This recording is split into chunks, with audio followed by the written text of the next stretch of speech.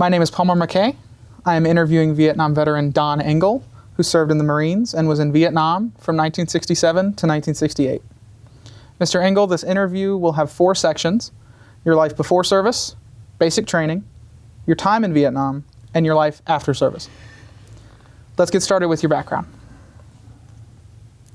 Where did you grow up, and what was your area known for? What was your second question? Where did you grow up, and what was your area known for? What was my area known for? Okay. Well, I was born in Cincinnati, and we moved to Springfield, Ohio, when I was in the, 3rd or 4th grade. So I pretty much grew up in Springfield, Ohio. Springfield, I guess, is known for International Harvester. They had a big plant in Springfield. Can you tell me about your family growing up? Well, my family growing up. Had a mother and father, of course, and one sister who was several years younger than me. Little more than 3 years younger than me, so there was enough age difference that our circles of friends were totally different. She was a very spoiled kid, and of course I wasn't. So that pretty much characterizes our relationship. Would you describe your dad's job as blue collar or white collar? Well, my dad had a real estate business, so I would say white collar, and he also had a home products distribution business. So he had several people working for him that had routes that they would, go around in different cities, mostly in Ohio, a couple in Indiana, and they would sell home products and the real estate business. Do you have any memories of your father or other men around you telling war stories from World War II? Well, my dad was not in the armed services in World War II. He was 4F. And most of his friends, he had friends that were in the service, but I frankly don't remember any of them talking about their days in the service. They may have amongst themselves, but I don't remember being part of any of those kinds of conversations. Did you have a favorite World War II movie growing up? A favorite World War II movie?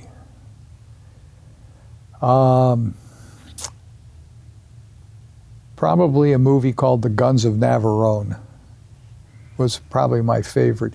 And there was a TV series on, black and white TV series on, probably in the 50s, maybe in the early 60s, called Victory at Sea, which was just a terrific series about the World War II at the sea. A lot of Vietnam veteran memoirs mention John Wayne as an influence on their expectations of war. Do you remember John Wayne that way? No, I do not.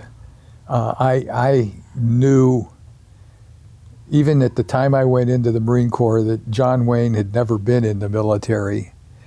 So he was a caricature of what it was like to be in the military rather than actually having been in the military. But I certainly do remember John Wayne. Before Vietnam, where did you go to college and what did you study? After I graduated from high school, I went to Ohio State. I was there for a little over 2 years, and I had a meeting with my counselor one day, and she said, your grades are so bad that you've got a choice. You can either flunk out or quit, and if you flunk out, you won't be able to come back, but if you quit, you can come back whenever you want. So I said, okay, I quit. And not long after that, I enlisted in the Marine Corps. Now, I'd like to move on to the start of your basic training Okay. and your service. Historians of the Vietnam War note that in addition to volunteering, being commissioned, and being drafted, there were also draft-motivated volunteers. How would you describe yourself? Draft-motivated volunteer. Because in those days, after I left college, the draft was still very much alive. And I had gotten a draft notice with a deferment because I was in college. But after I left college, that deferment no longer applied, so I knew within a matter of a couple months I'd be drafted. So I went down to talk to the recruiters. I told my dad I was going to go talk to the recruiters, and which I did. And I went back to his office and said, well, I did it. And he said, you did what? I said, I enlisted. And he said, well, that's great. So you'll go into the service for 6 months and then, do summer weekends. And so I said, no, I enlisted. He said, well, you said you were going to enlist in the Navy. Is that what you did? I said, no, I enlisted for 4 years in the Marine Corps. He looked at me and he said, your mother's going to kill you. So I went into the Marine Corps. Why enlist in the Marine Corps specifically? Specifically, I didn't really know much about any of the branches of service, but the night before I went down to talk to the recruiters, I had a date. And I told my date I was thinking about enlisting, and she said to me, oh, you should enlist in the Marine Corps. They have the best uniforms. So I enlisted in the Marine Corps. And I will tell you this. I spent about 6 years in the Marine Corps, and I have had a very good life. I've had a successful business career. I've had a successful marriage. My life has been really good. But the 6 years I spent in the Marine Corps, those were the best days of my life. About what year did you enlist in the Marine Corps? 1962, I think. Did you expect the Marines to be difficult? Yes. Yes, I had every expectation of it being both mentally and physically challenging, and it was. Much more so than I expected, but it was. Can you describe your boot camp experience? I can describe it in one word. Tough. If you want 3 words, I'll say tough as hell.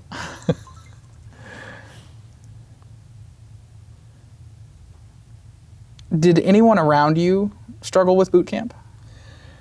Oh, yes. There are always guys who are not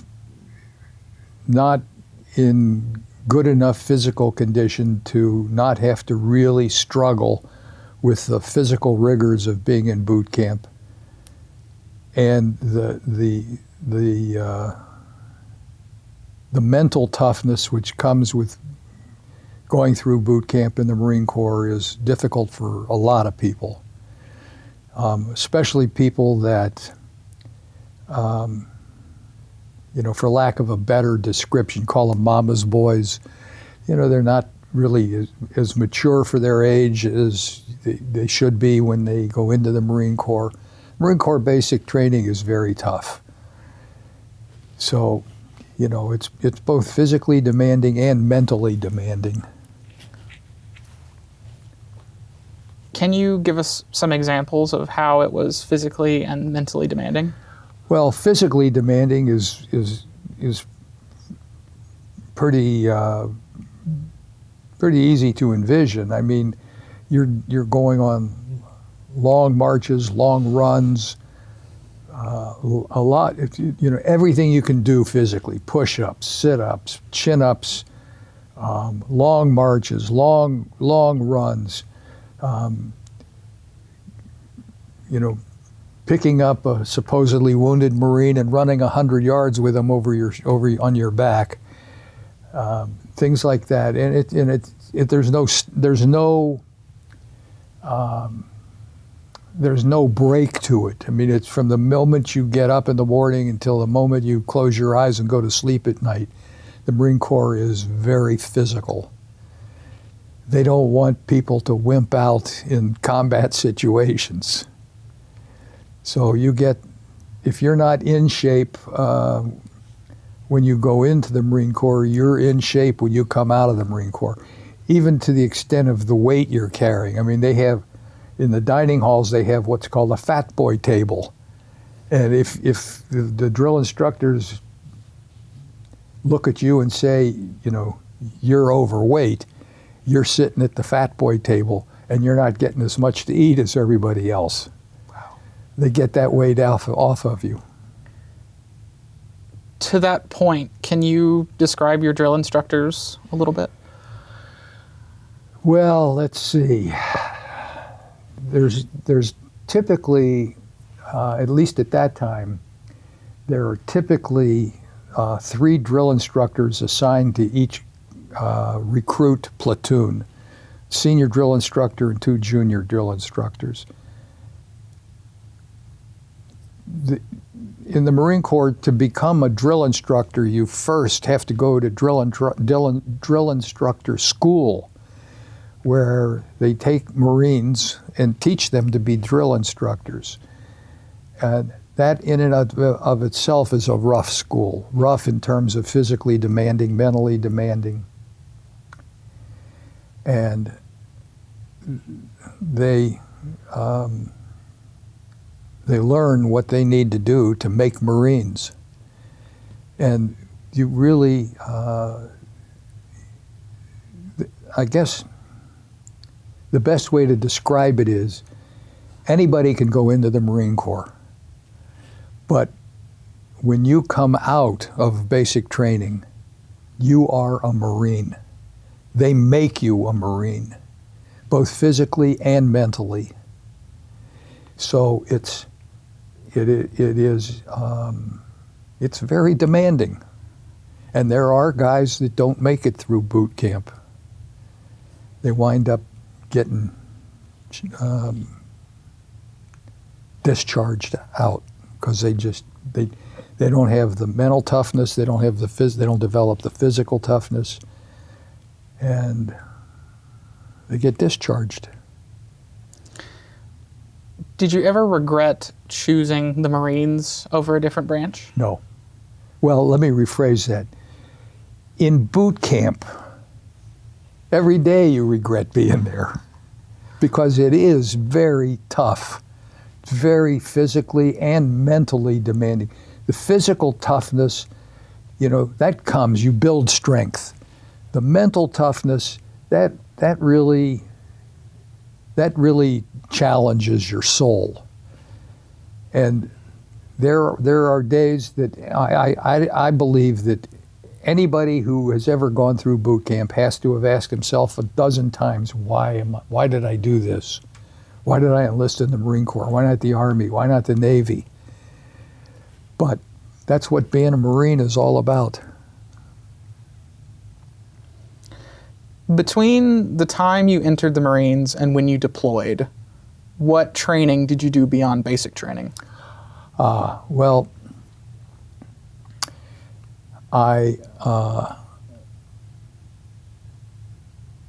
after you're done with basic training, then you go to what's called an advanced training program. I forget the exact name, advanced combat training or something like that. I did that at Camp Pendleton, and that is the kind of training where, you know, you really, that's where you really first learn to be a Marine. Basic training is both physically and mentally challenging, but they don't really teach you in basic training to be a Marine. they prepare you to be taught to be a Marine. When you go to advanced combat training, advanced infantry training, there you get your first lessons in what it's like to be a Marine. I remember the way that program was set up in the days when I went through it. It was a month long, and the first few days of that program was sort of a classroom endeavor where they teach you how to read a map, how to use a compass to read a map, how to, what they call tickle for fish, where you put your arms down in these ice cold streams up in the mountains and catch fish with your bare hands. How to catch birds in trees for food. Wow. And that program, that part of the program lasts about a week or so, and then they have some Asian Marines, usually Japanese guys who were, Japanese descent, who were U.S. Marines. They come in and they break you out of the hooch that the Quonset hut that you're sleeping in, and they give you a map and a compass, and they say, okay, you got to get over to this point on the map to rendezvous with your next contact. You got to be there by such and such. And you're in groups, paired off in 3 guys in a group. And you go out with the map and a compass and the clothes on your back. No supplies, no food. Oh, they give you a parachute and a knife for the 3 guys. And you're in the mountains. This is up in the Sierras, and I went through in March, so it was 6 feet of snow still on the ground everywhere you went. And they tell you got to be at this point, which is several miles away. You got to be there by a certain time to meet your rendezvous to get directions to the next point. And in the meantime, you got to catch your own food. So it was, as I say, that was part of teaching you to be a Marine. By 1967, did you expect to go to Vietnam? No, I did not expect to go to Vietnam, and I'll tell you why. I was stationed at El Toro. El Toro is about midway between San Diego and L.A. And I was in the officers' club one night, and I overhear several other officers talking. And I thought to myself, boy, that sure sounds like they're talking about not only my hometown, but my neighborhood. So there was a captain sort of in the center of the conversation. I'm now a 2nd lieutenant. And I went up and I introduced myself, and lo and behold, his parents lived 2 doors away from my parents. I knew who he was. He knew who I was. But there was enough age difference between us that wherever we were in the process of going to school, he was always out of that school when I first went into the school. So we never knew each other, but we knew of each other. So he was a helicopter pilot, and I was a fixed-wing pilot. And he said to me, how'd you like to go to Hawaii for 3 years? I said, I'd love it. He said, well, you got to transition into helicopters. I said, no problem. So I did that transition, and I went to Hawaii for 3 years. And I expected to be there for a full 3 years. And then one day, all of a sudden, I got orders to Vietnam. So I only did about 2 years in Hawaii instead of 3. So those orders surprised me. What, if anything, did you know about the country of Vietnam before you deployed? I can answer that in a word. Nothing. I knew the name Vietnam, and that was about it. Wow. What did you know about the Vietnam War? I knew probably less than nothing. Yeah, I'm being facetious, but of course, I knew guys were going overseas to Vietnam. I knew people that went. I knew there was, a war going on there, but it was remote. When I did that transition from fixed wing aircraft to choppers, I went to Hawaii on orders for 3 years. I paid very little attention to what else was going on outside of what I was doing in Hawaii. I knew the name Vietnam. I knew guys that had gone there, but I didn't really know anybody that had come back from there. And I just didn't pay much attention to it. You watch the news at night, and you'd see a little bit of this and that on the news, and that was the extent of it. I'd like to move on to your time in Vietnam. Okay. Did anything stick out to you about your flight to Vietnam? My flight to Vietnam, did you ask me? No. The only thing that stuck out about the flight to Vietnam was getting off the plane in Da Nang. And, it was like, oh my God, I'm here. What was so unique about that? Well, there wasn't anything particularly unique about it. The plane landed. It was I think it was TWA in those days. That airline was still around. It was all military people on the plane going to Vietnam, different branches, different ranks.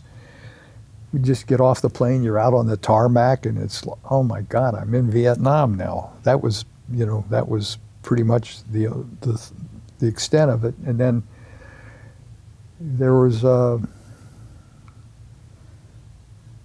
several jeeps, trucks, other vehicles sort of pulled up to where everybody had collected when they got off the plane, and names were called out. My name was called. I got in this jeep and went from the airport to Marine Air Base at Marble Mountain, which was just outside of Da Nang. Joined the squadron that I'd been assigned to. Did it strike you as particularly hot or humid? I don't really remember ever being really hot in Vietnam. I know, it's very hot, it's very humid, but I don't know, the heat, I never really paid much attention to the temperature. It never seemed to bother me. Never gave it much thought. Humidity, yeah, there was a lot of humid days. But the heat never really seemed to. And I have no thoughts about thinking how hot it might have been. What was the smell like? Well, it depends on where you were. In Da Nang, there really weren't any particular smells of memory. If you went out into some of the small villages, you got a sort of a dead fish smell in a lot of places. But on the base at Marble Mountain, there were no unusual smells. Just musty, because it was always so humid. That was it. What month did you arrive in 1967? What month did I arrive in Vietnam in 1967? The first part of February, I believe. First week of February, 1967. Maybe the end of January. I don't quite remember. Should, but I don't. What did you expect when you arrived based on TV or stories you had heard? I didn't really have any particular expectations.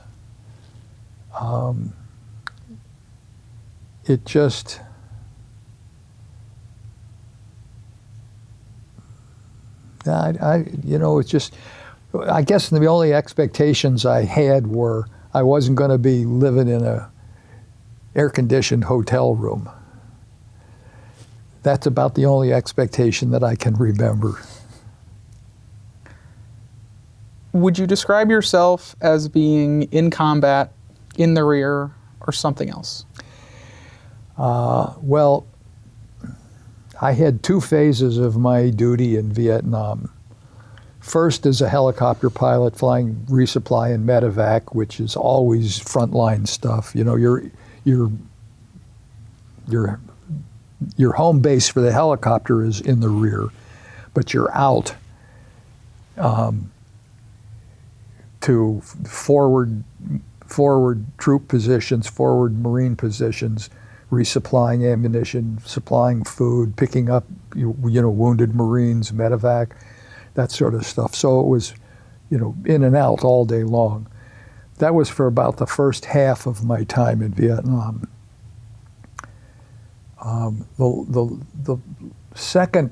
Roughly the second half of my months in Vietnam, I was a forward air controller for 1st Battalion, 9th Marines.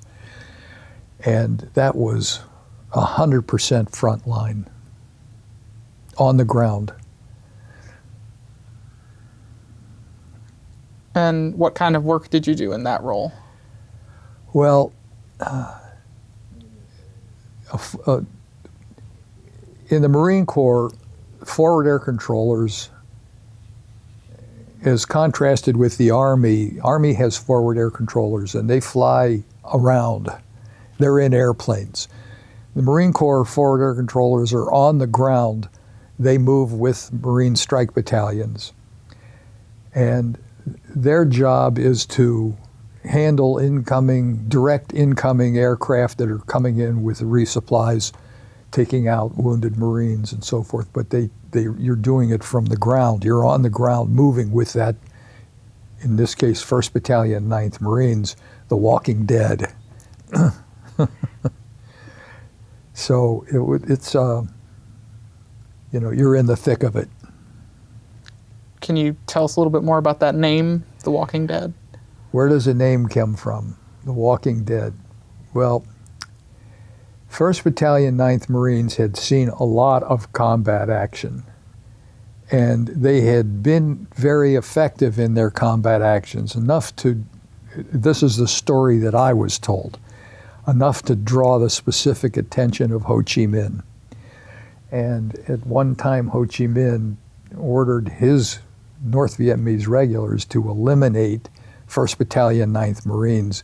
And Ho Chi Minh, called them the Walking Dead.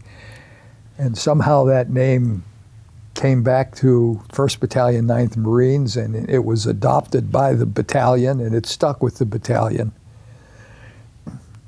So, fortunately, I was not one of the walking dead. I was one of the walking living. Did you learn any Vietnamese words or phrases during your tours? Đi đi Mao. Đi đi Mao, which means run. That's the only Vietnamese word that I can remember. I did have I was certainly not conversational, but I did have some, minuscule knowledge of Vietnamese back then. But the only word that sticks in my mind today is Đi đi Mao. How would you describe the people you served with in terms of economic background, race, or religion? Well, economic background, I have no idea. Nobody really, I don't remember anybody talking about, I lived in this big mansion, or I lived in a hovel, or, I drove a new Corvette, or I drove a beat up old Chevrolet. I don't have any recollection of those kind of conversations. There were, just as a percentage of racial not disparity, but the race mix, there were mostly white guys in in the Marine Corps, but a lot of Hispanics, a lot of blacks. There were Hispanics in 1st Battalion, 9th Marines. There were black guys in 1st Battalion, 9th Marines. I don't remember ever seeing or hearing even a word of racial conflict. Everybody, as far as I know, was looked at as a Marine, not as a black Marine or a white Marine, just a Marine. And the only thing that matters is, can you carry your pack and can you shoot straight? Do you remember any women during your time in Vietnam, either Vietnamese or American? Do I remember any women? Well, I had a girlfriend in Hawaii. I certainly remember her. I don't remember encountering any women in Vietnam other than Vietnamese women that you'd see walking on the street or something. But I don't remember seeing any service women when I was in Vietnam. So you never encountered like a mama-san? Oh, yeah. I mean, for example, when I was flying, and I was flying out of Marble Mountain, there were, roughly 6 or 8 Marines stationed, or not stationed, but assigned to these corrugated metal hooches, they were called. Mm-hmm. They're where our beds and things were. And each hooch had a maid. So my maid was Missy Leo. I don't have any idea how old she was. She didn't look young. She was a what do they call it? A beetle nut chewer. So she had, her teeth were in good condition, but they were totally black from chewing beetle nut. And she was just a little old woman. She'd come in and make all the beds and change the sheets and sweep out the hut and everything. And there were, a couple other women who like that in the hut next door whose name I would know or something. But that was the extent of my relationship with Vietnamese women. Do you remember ever encountering American nurses or donut dollies? Or what? Donut dollies. Donut dollies. No, I never heard that expression before. No, I do not remember even seeing an American nurse, except for on the flight back to the States from Vietnam. There were a couple American nurses on the plane, but I don't remember ever seeing one serving as a nurse in Vietnam. How did living in Vietnam and meeting Vietnamese people affect you? Well, it certainly made me appreciate the life that I had in the States. I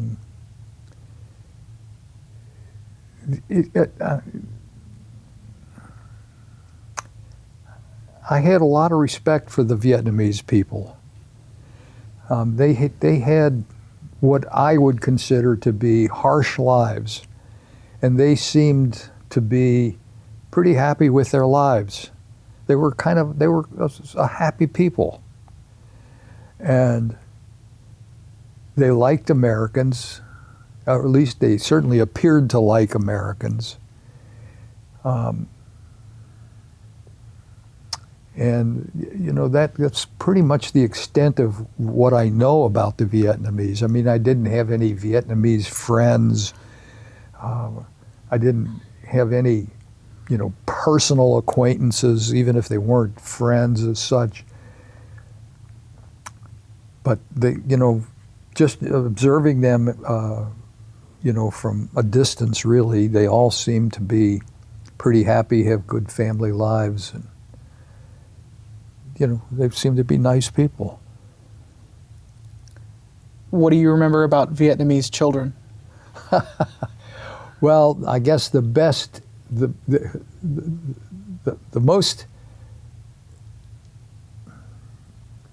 word I can give you to describe Vietnamese children is curious.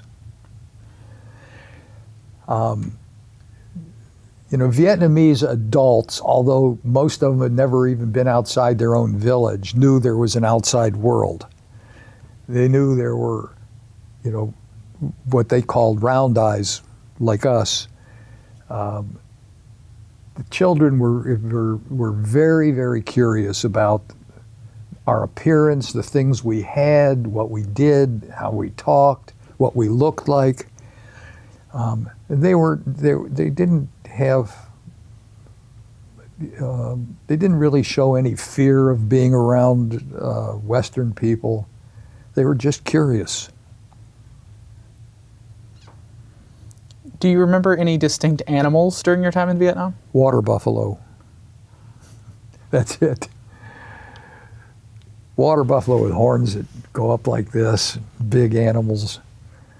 They pulled carts and they helped plow the rice paddies and stuff. Did you ever run into any snakes? I did occasionally. Occasionally makes it sound too often. When I got shot down one time in North Vietnam, and coming back through, walking back through the jungle occasionally. I mean, rarely did I encounter any snakes. Mostly they were we would climb up into trees and hang out. So I was always more eyes up than eyes down when I was walking out. But, I didn't have any incidents with snakes. I definitely want to come back to you getting shot down over North Vietnam. Okay. But I want to get a few more questions before that. Did you experience any culture shock in Vietnam? Well, I guess the answer to that question is sort of yes and no.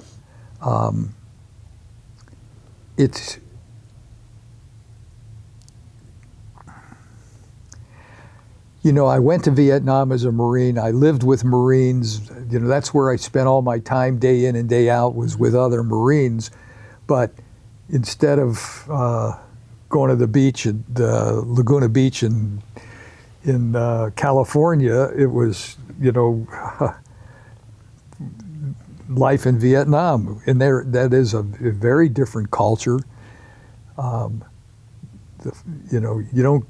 There aren't any restaurants that you go into and say, give me a Big Mac. It's eating sea rations and stuff like that. And so in that sense, yeah, it's a culture shock, but it's not the kind of culture shock that I would think of to use that term. Culture shock would be, well, get on a plane and fly to some remote place and live with the natives and so forth. And it's a different kind of culture shock. It's a culture of going from having McDonald's right down the street to eating sea rations. Did you get sick at all during No. your time in country? No, I never got sick. What was the most interesting food you ate in Vietnam? The most interesting food. Well, I guess the only thing I can answer with that is sea rations. Sea rations, I don't quite, when you say sea rations, you're saying letter C, not SEE or SEA. Mm-hmm. And I remember looking at sea rations and all canned food, and they had the packaging date on all the cans. And we were eating food that was put in those cans before World War II started. So that was always pretty interesting. Did you ever see Vietnamese civilians collecting or using American trash? No, I never saw that. Did you personally encounter the Viet Cong? Did I personally encounter the Viet Cong? Well, I personally encountered what we characterize as the enemy. Now, whether they were Viet Cong or North Vietnamese regular army, I can't be 100% sure. For most of the encounters that I had, for probably the majority of encounters, I am certain there was North Vietnamese regular army. Could have been Viet Cong, but North Vietnamese regular army I had more than one encounter with. Did you encounter Vietnamese POWs? Vietnamese POWs. Only on one occasion where, and this was at Khe Sanh in Vietnam, where there were a couple of Vietnamese, probably Viet Cong, being questioned by Marines. I don't know exactly what their job was, what their rank was, but the questioning was not gentle, but not brutal either. That's the best way I can answer that question.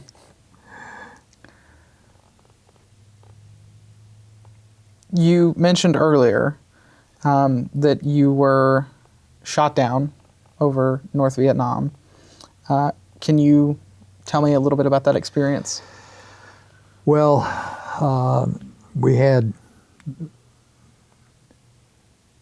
different missions to fly in Vietnam, and in one of those cases, one of my missions was to fly north of the DMZ for reconnaissance purposes.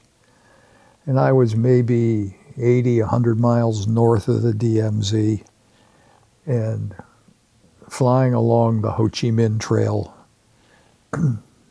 for reconnaissance purposes. And I guess they didn't like me flying along for reconnaissance purposes, and they shot me down. My wingman, my crew chief were both killed. I got banged up, but I was able to move okay. And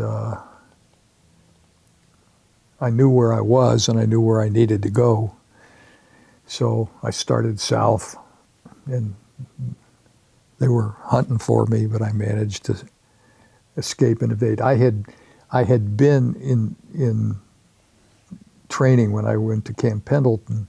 I went to what's called SERE school, S-E-R-E, Survival, Escape, Resistance to Interrogation, and Evasion School. So I had had some training in those techniques, fortunately. And they served me well after I got shot down. I managed to walk back. It's about 100 miles or so. Wow.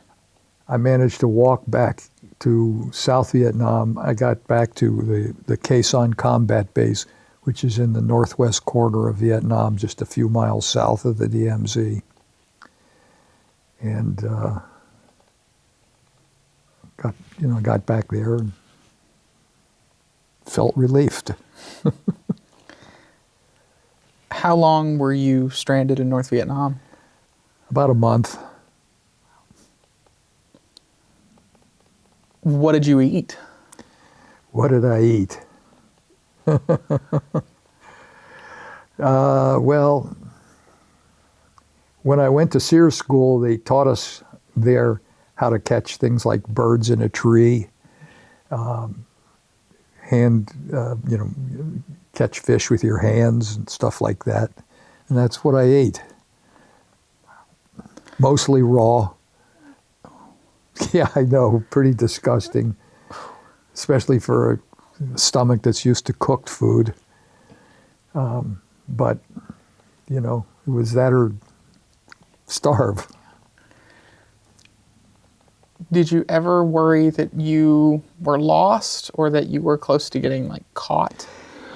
Well, yeah, there were a couple times when I was close to getting caught, which would have been disastrous. If I had gotten caught and survived the catch, I would have wound up for sure in the Hanoi Hilton, which was not a particularly desirable outcome. But I did not get caught. I never felt lost. I knew where I was, not to the specific yard, but I knew pretty much where I was. I knew how far inland I was when I got shot down. I knew how far the DMZ was. So all I had to do was not get caught. What was it like finally making contact with Americans back in South Vietnam? Well, the initial, the initial time of making that contact was dangerous, because here's some guy that's been out in the jungle for a month, creeping up to your guard positions and saying, "Hey, I'm an American, don't shoot me." That doesn't just quite cut it with the guy with the gun pointing at you. So that was a little bit worrisome, to say the least. But after that, it was, fine.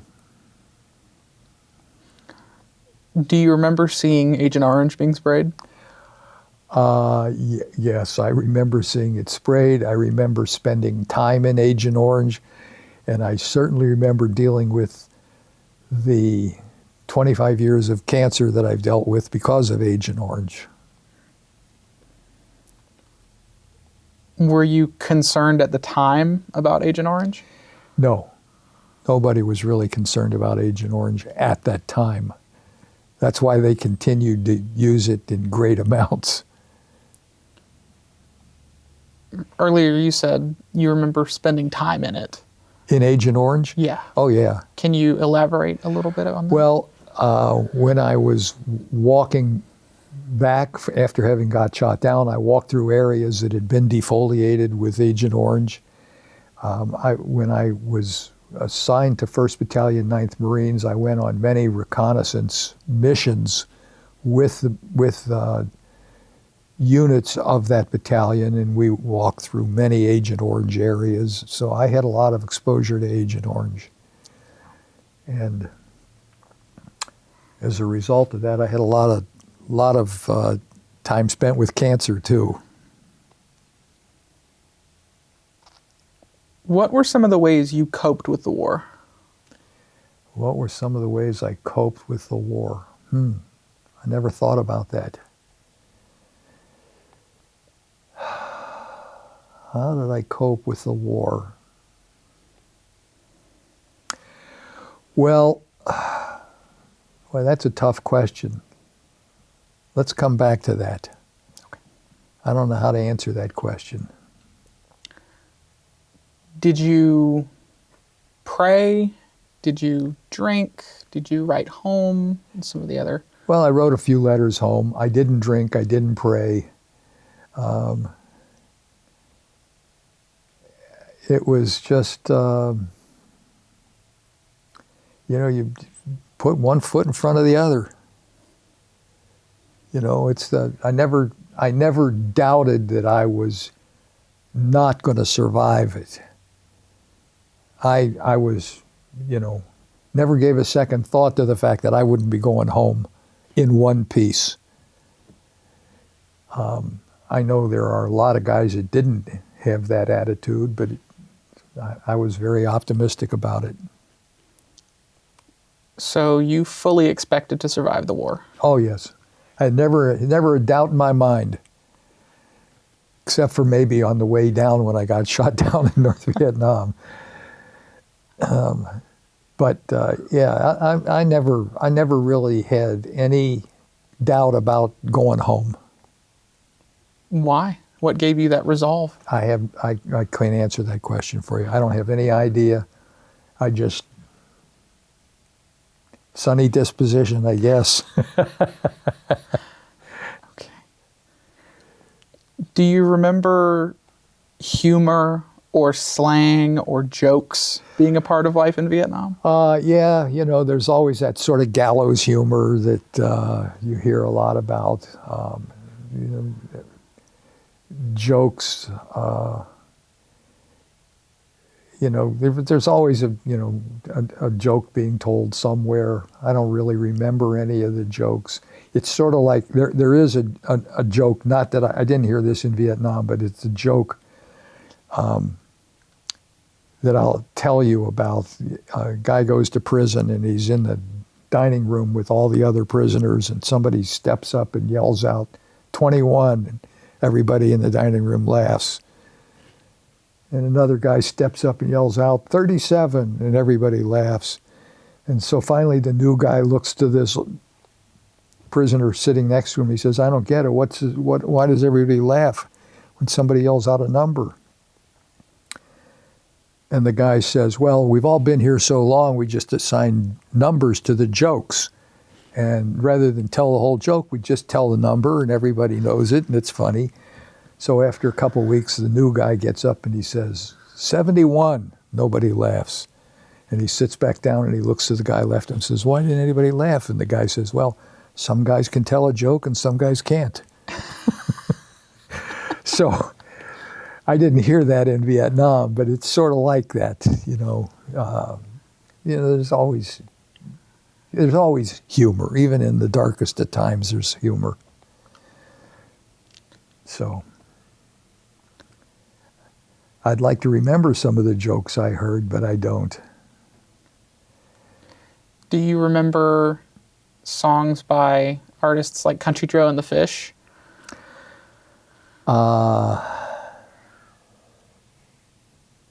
Songs with a lot of gallows humor, like you were talking about. Well, I know the name Country Joe and the Fish. I never thought he was very good. He had a terrible voice. But I really don't remember much about that. What about slang or any Marine-specific slang? Well, the Vietnamese are always referred to as geeks.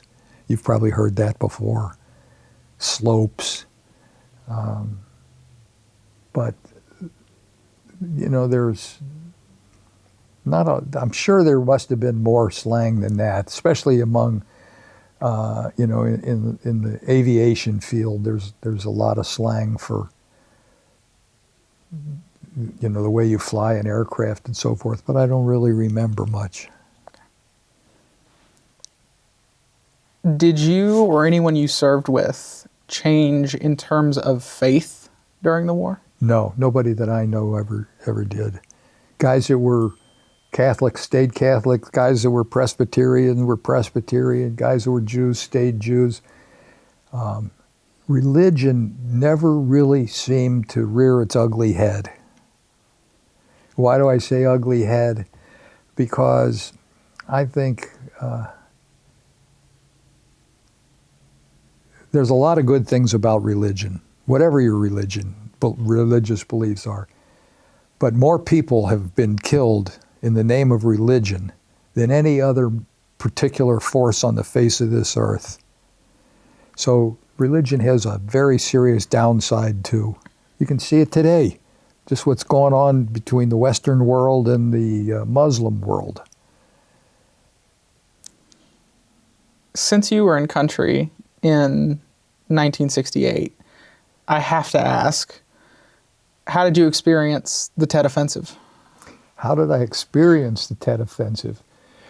Well, I don't ever recall hearing the Tet Offensive called the Tet Offensive. When I was in Vietnam in 1968, I don't even recall a particular escalation in military activities during the so-called Tet Offensive. It was, I know about it, I know what it's called, I know what took place then, and so forth and so on. But all that I know about the Tet Offensive, I learned years later back in the States. What was the most memorable friendship you had during your time in Vietnam? Most memorable friendship. Well,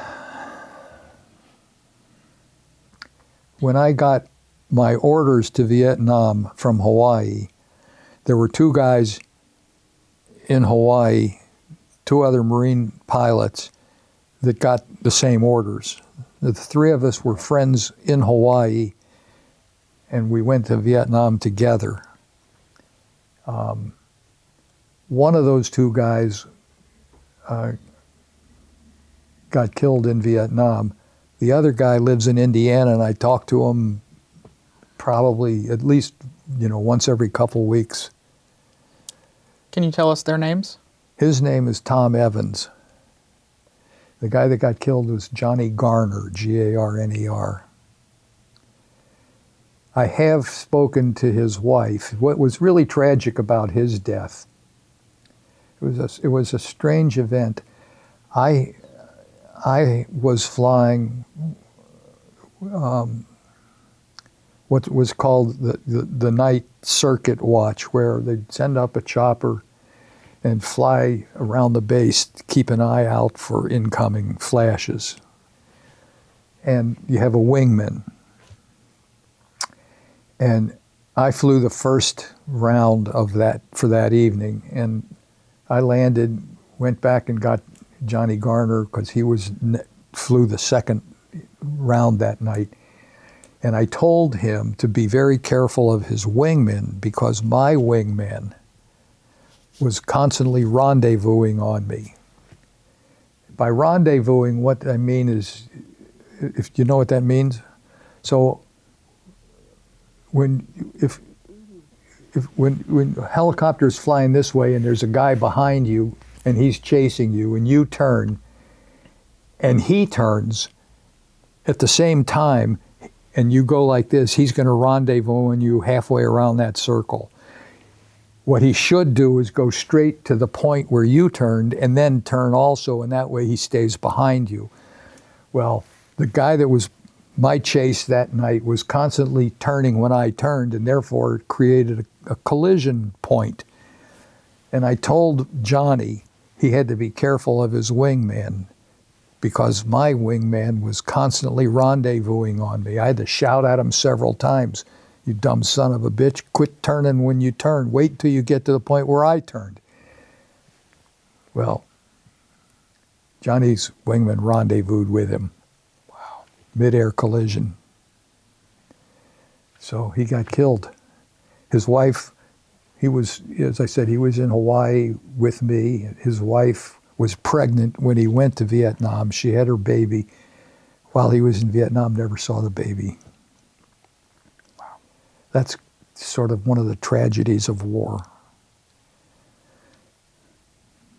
So those were my two best friends. What was the most beautiful thing you saw in Vietnam? Oh my God. What was the most beautiful thing I saw in Vietnam? Well, it certainly wasn't a girl. I don't know. I really don't know. I never really thought of what things about what I saw in beauty. I mean, the country itself is, it's especially as you get further north in the country, it's jungle. And the country is very pretty. But I never really thought in terms of, oh my God, this is a beautiful country. Look what we're doing to it with dropping all these bombs and stuff. I never thought about it like that. What was the worst thing you saw in Vietnam? The worst thing I saw in Vietnam?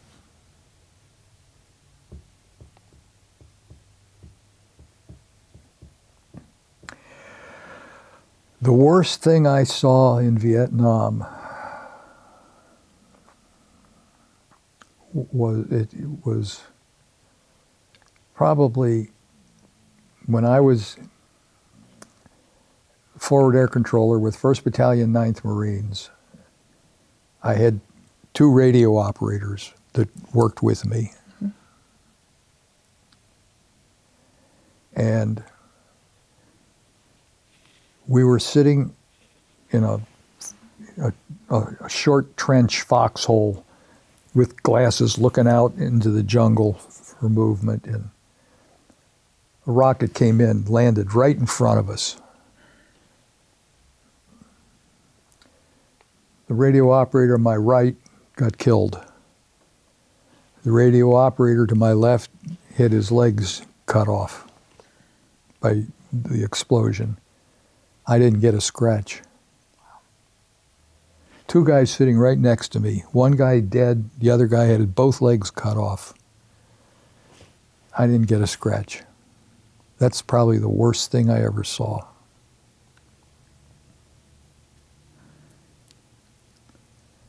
Who did you write to or receive letters from when you were in Vietnam? Well, I was single when I went to Vietnam. I had a girlfriend in Hawaii. But after I left to go to Vietnam, I guess she quickly found a new boyfriend. I wrote to her a couple of times. I never heard back from her. And I wrote to my parents. And, we communicated. Actually, we didn't really write that much. We used tape recordings. And so I would send them a tape and they would send me a tape and so forth. There were a couple letters, but mostly these little 3.5-inch reels of tape. What was your most expensive or frequent purchase at the PX?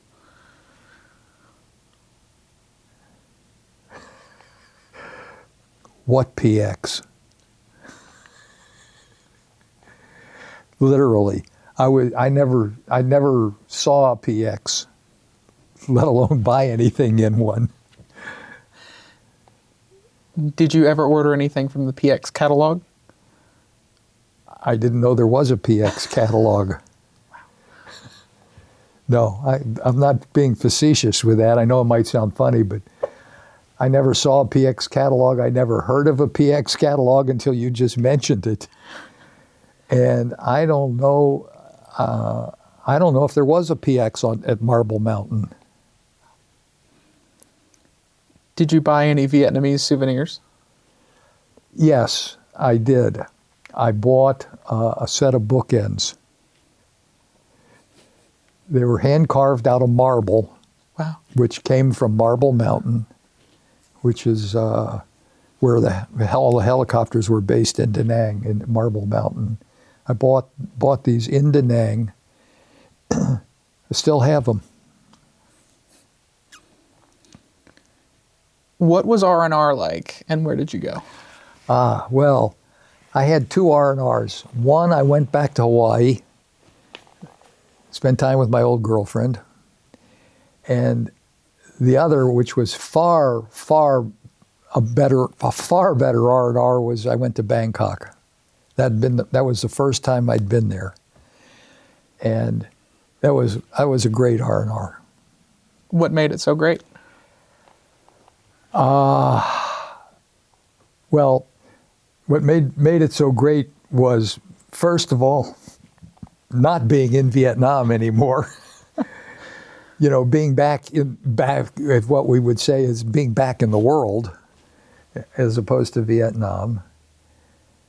I met a girl there, spent almost all the time I had there with her, and had a lot of good stuff to eat and good clean hotel to stay in and wear clean clothes every day instead of, clothes covered with dirt and mud and stuff like that.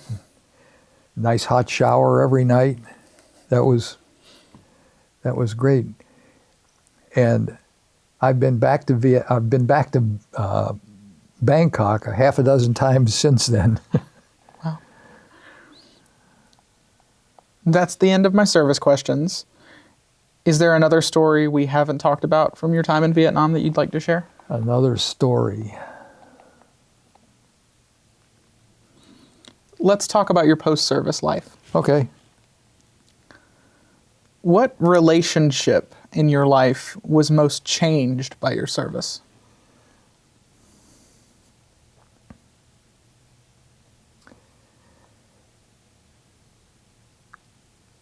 probably the relationship with my sister. Why is that?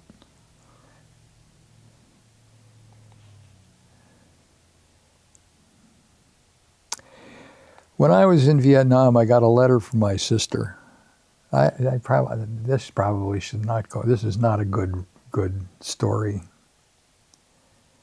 I'm not sure I want to repeat this. That's okay. You don't have to.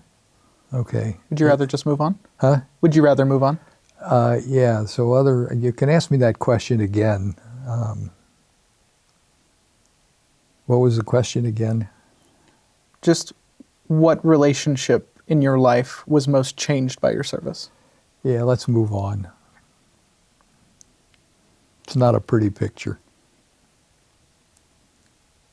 Did you know any anti-war veterans? No. John Kerry. That's the only name that comes to mind. What a jerk.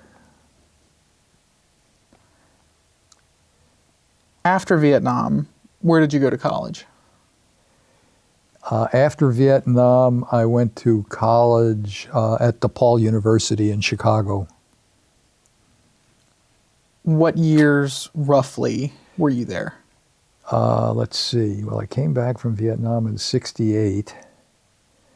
I guess I moved to Chicago in 72 or 73, I think. And then I started back to school at DePaul. And after DePaul, I went to Loyola University Law School, got my law degree. What did you expect on campus as a Vietnam veteran?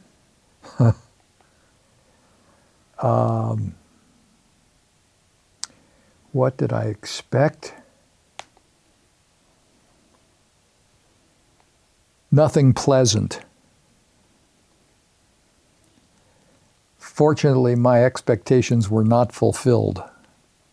I didn't really have any problems being back on campus per se, but I did not have good expectations about what would occur back in campus. Who, since the war, have you talked to about Vietnam? Well, I mentioned Tom Evans. I talk to him occasionally. I have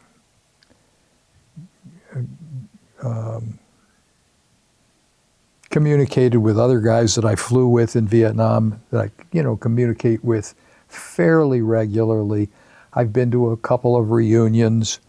I'm going to another one in June. So there's most of the guys that I've communicated with, and there aren't a lot, but most of the guys I've communicated with were guys I flew with, rather than guys in 1st Battalion, 9th Marines.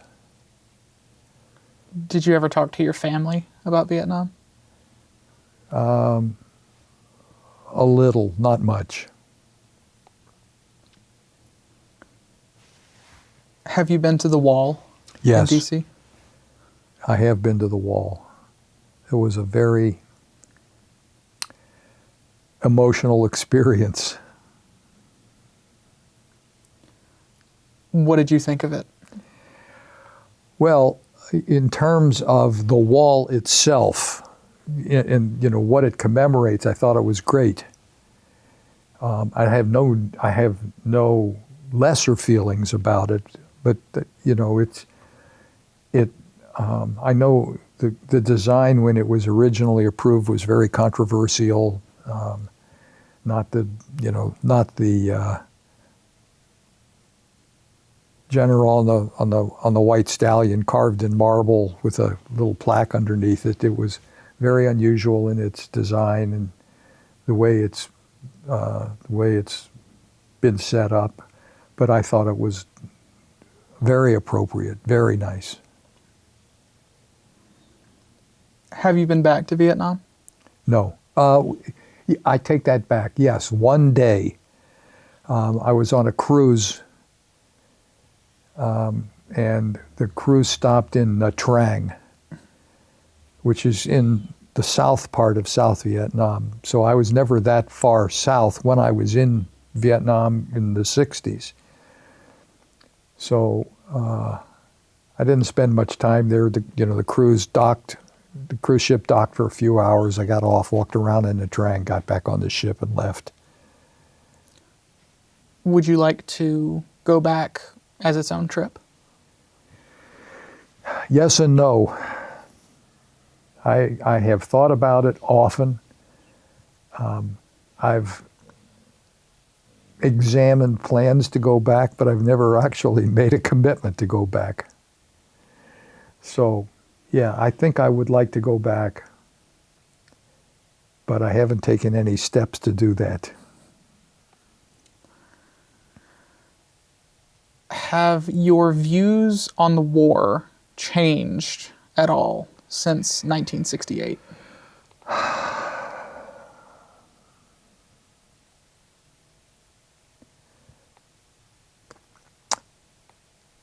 I guess I would say yes. In 1968, when I was in Vietnam, I didn't really have a view on the war. America said go to war. I was a Marine captain. The country said go to war. We went to war. That was the thing to do. In the sense, have my views changed? Well, my views have changed about war. It's stupid.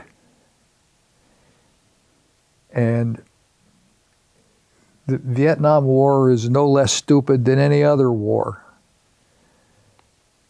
It's just, especially these days. By these days, I'm talking about, in the 21st century, because. Can I just interrupt you and ask, was it any more stupid than other wars? Yeah. Yeah, it was probably. Let me think about that question. Was it any more stupid? More stupid than any other war? Than any other war. Well, that's hard for me to say because I've only had experience in one war, and I've read about other wars. Was it more stupid than the 7 Days War? Was it more stupid than the Romans conquering all of Europe? How do I know? Was it more stupid than, say, World War II? No.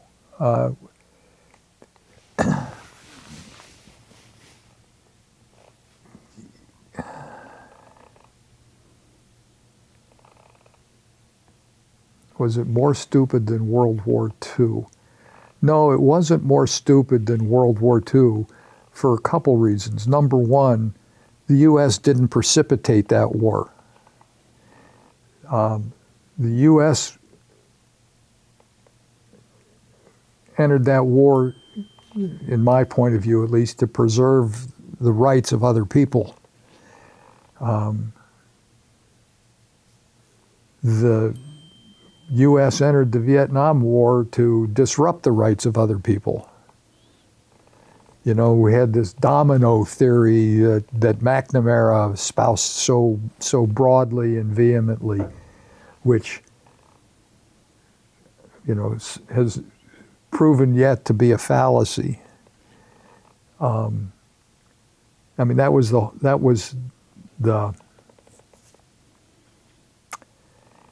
was the prevailing reason to go to war in Vietnam, was if we don't stop communism in Vietnam, all the other countries in that part of the world will go communistic. So we stopped Vietnam. Did we? And other countries in that region, some are communist, some aren't. So I don't know whether the rationale for the domino theory was right or wrong. Not for me to say, but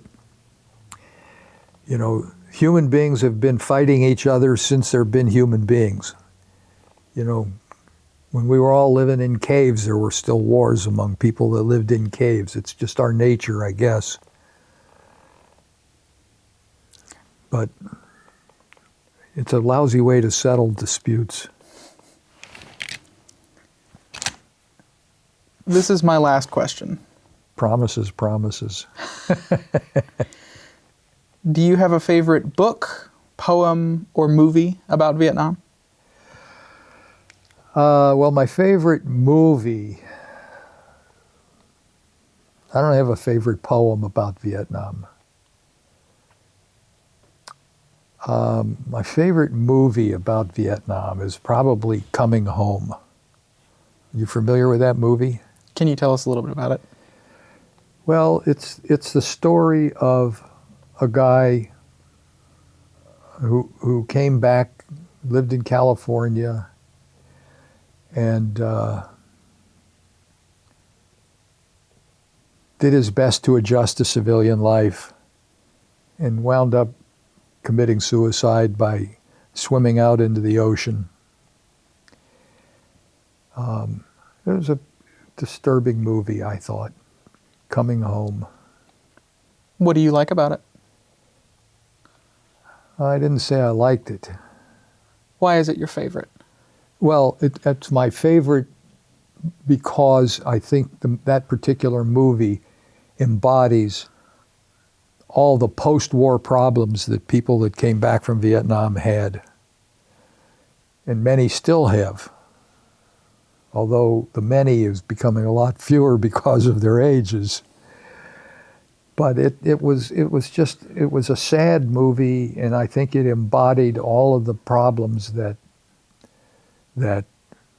people who fought in Vietnam, all the problems they had when they tried to readjust to normal civilian life.